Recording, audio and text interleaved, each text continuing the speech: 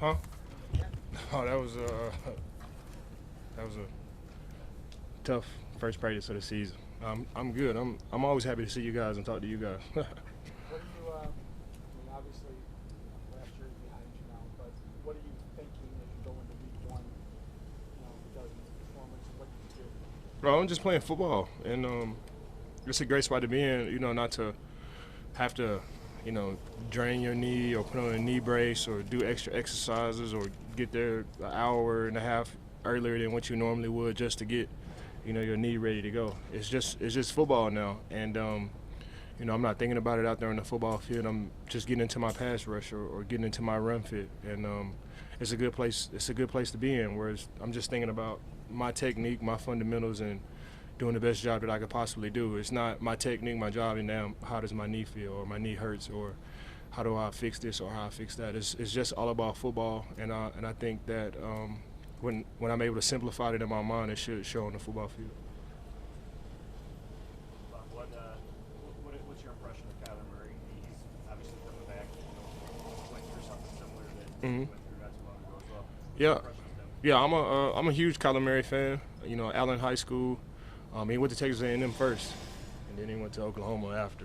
But I've been following Kyler since he was in high school. He's a Texas legend.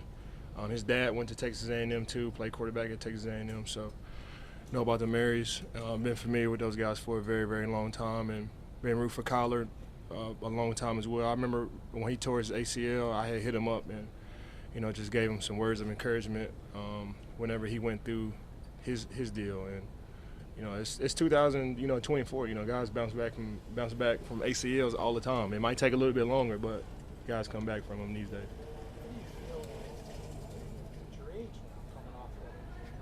When you did it 11, 12, whatever it was, a little different. How do you Yeah. feel now, coming off that injury? Yeah, I feel right where I'm supposed to be. I was hoping to feel like this last year at the beginning of the season. It just didn't, pan out for me. It took me an extra, 10 months on top of that. And still, I still feel good. I feel better than what I felt in training camp. I feel good in training camp, and each week that goes by, I feel better and better and better.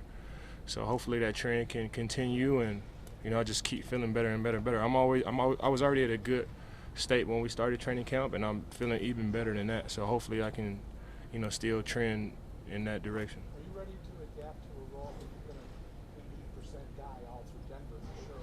Are you ready to adapt to a role where you're not going to come close to that snap count this season? Yeah, that was 3 years ago. I haven't I haven't played 80% of the snaps since 2021, 2021, maybe even 2019. When I came here to Buffalo, I knew it wasn't going to be 80 to 70%. I knew it would be more like 50 to 60% of the snaps. After the first snap of the game, that's really the only snap that I missed. So I came off the bench last year, and I'll be coming off the bench this year, and I just do whatever it takes to win. I'm here and ready to do whatever I can do to contribute to winning and helping us become our best form as a football team. So I don't have any pride or ego when it comes to starting or coming out there with the guy. I just want to win the game, and if that's leaning on my strengths at this age where I am at 35, then so be it. Like I said before, I don't have any pride or any ego. This is my 14th year in the league, and all I want to do is win. You've been around a lot of different defensive coordinators. Bobby Babbitt is going to call and play Sean.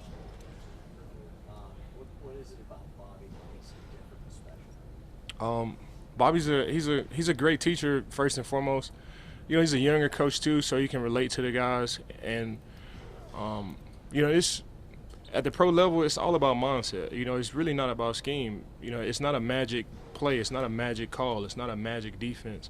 I think the great coaches that really get the most out of their teams are able to tap into the player's mindset, and they're able to hijack that and get the best out of them each and every week. And Bobby does that well. Coach McDermott did that well. He did that well also. And Bobby Babbage, he does it well also too. And he's a great coach. He's great to be around.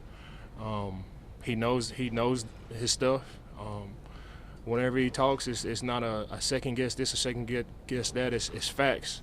And me as a 14-year vet, I can see the type of work that he's put into this defense and making the right calls and trying to put us in the best positions that we could possibly be in. So I've been around like a lot of great defensive coaches, and Bobby Babbage is definitely on the list for sure. With everything you've been through the last year, is there maybe even more excitement to get ready for game one this year? I'm always excited to play football.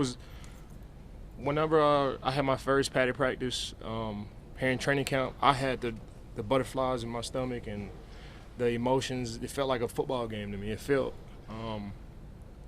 that's the type of environment that I'm used to being in.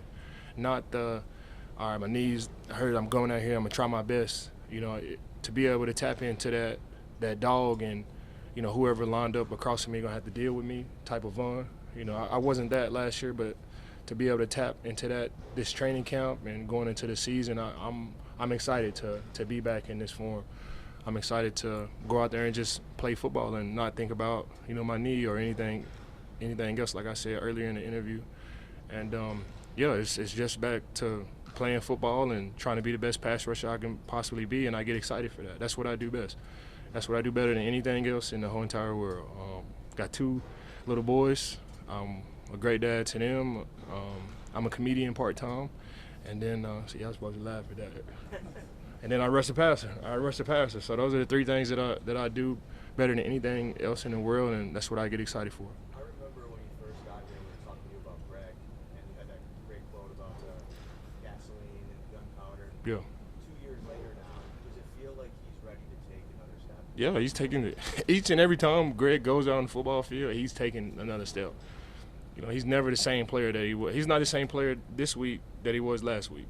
And, with his size and his length, that's just I can't replicate that. I'm 6'3", Greg is 6'12", all of that. He all of 6'12", he has long arms. That's just something that I can't do. That's not what God gave me. And he has that. He's the same size as the offensive lineman, so he can go out there and bully guys, and he can also speed rush and finesse rush and power rush. He has the whole gambit of whatever it takes to beat the offensive lineman. So he's still tapping into that, and each and every week he is better and better and better. I sit right next to him in meetings, and we're speaking the same language. There's no more me translating to him or showing him stuff. We just sitting there having a conversation about football now. And to be with Greg and AJ for these 3 years going on, like, we all speaking the same language now. It's no more mentorship or trying to show them stuff. They already passed the class and graduated, and now we just sitting down talking football and pass rush and trying to be the best players that we could possibly be.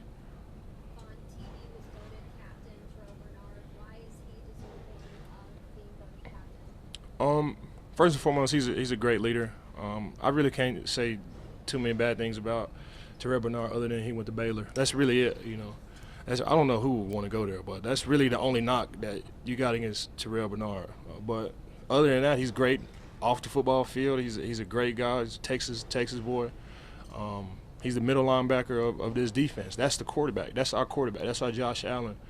And he's taking huge strides to become a leader, and he's gaining his voice, and he's stepping into that role in a beautiful way. And, I'm just here to be his vice president. Whatever he wants. I done been there, and I done had the experience, and I'm just going to back him up. Whatever he wants, however he wants to lead it. And I think I told him 2 weeks ago,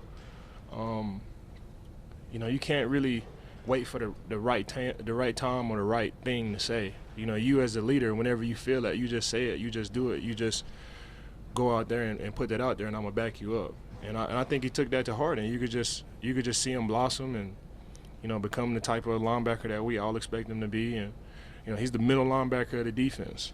He's the quarterback. He's out there. He has the microphone. He's calling the shots.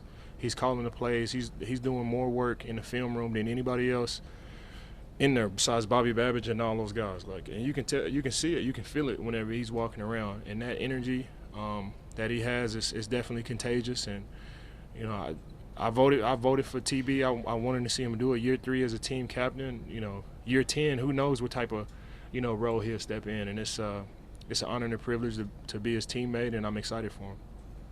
You posted a picture on your Instagram story a couple of weeks ago of Goku while he was in the healing chamber, and you posted another picture of him while he was on man